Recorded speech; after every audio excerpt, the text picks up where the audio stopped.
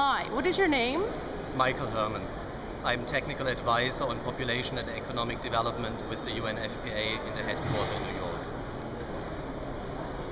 Now, every 10 years since 1981, the international community meets for a conference on the world's poorest countries, on the least developed countries. And this conference, the fourth conference now on the least developed countries, is happening in Istanbul, in Turkey. And I understand that you're launching a report. Could you tell me a little bit about what the report is about? That's right. The LDCs, they continue to confront major development challenges in all areas. They also have high population growth, high fertility, and they are making, most of the LDCs are making at best slow progress to many of the Millennium Development Goals, including universal access to sexual and reproductive health care services. So these are some of the issues we are going to flag at this conference and their development implications.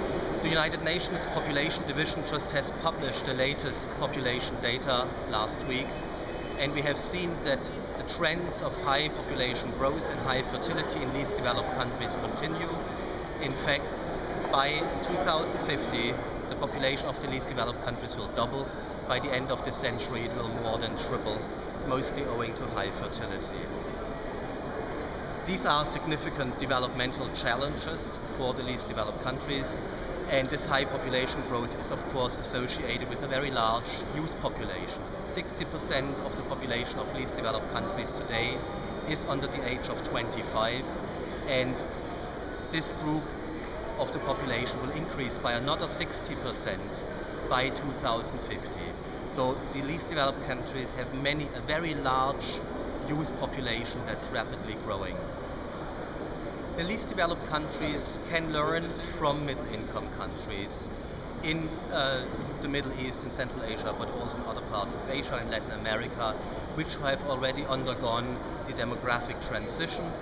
These countries, they have seen a decline in fertility, they had a youth bulge, and they have oftentimes been able to use this youth bulge to size what demographers refer to as the demographic bonus.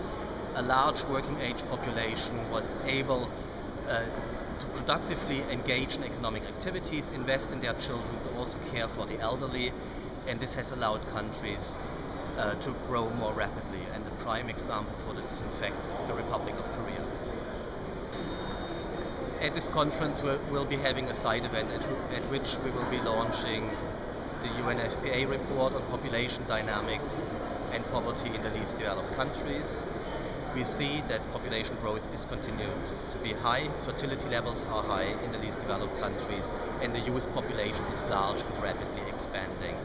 The largest share of the population in the least developed countries still lives in the rural areas, about 70% today. 30% are living in the urban areas, but their numbers are rapidly growing. In fact, urban population growth in the least developed countries is higher than anywhere else in this world.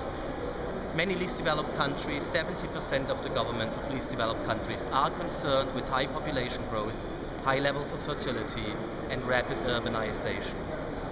But we don't want to propagate Malthusian pessimism.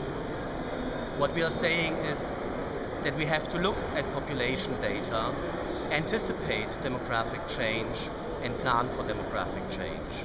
This is most important. We are also saying that a large and rapidly growing youth population can be a very productive and positive force in the development of the least developed countries if they enjoy appropriate access to healthcare, including sexual and reproductive healthcare and education. We are also saying that urbanization can be a positive force for development. At times when populations are growing, it makes economic and environmental sense for populations to move closer together in urban agglomerations. And urbanization, once again, it can help in the delivery of services, it can help in health services, education services, it can help to deliver infrastructure at a lower cost. So there are many positive developments. We also like to emphasize that the demographic change which we are seeing today is ultimately the result of opportunities and choices enjoyed by individuals. Access to sexual and reproductive health care services, for example, determines fertility rates, it determines population growth, And we like to improve access to sexual and reproductive health care services, especially in the poorest countries. But we also have to be aware that even in the poorest countries, there are great divergences in access to sexual and reproductive health care. In fact, we see that women in urban areas and from the upper classes have quite good access to sexual and reproductive health care, but it's the poor and the vulnerable that don't. So these people deserve a particular focus, and of course the empowerment of women is crucial to addressing population dynamics.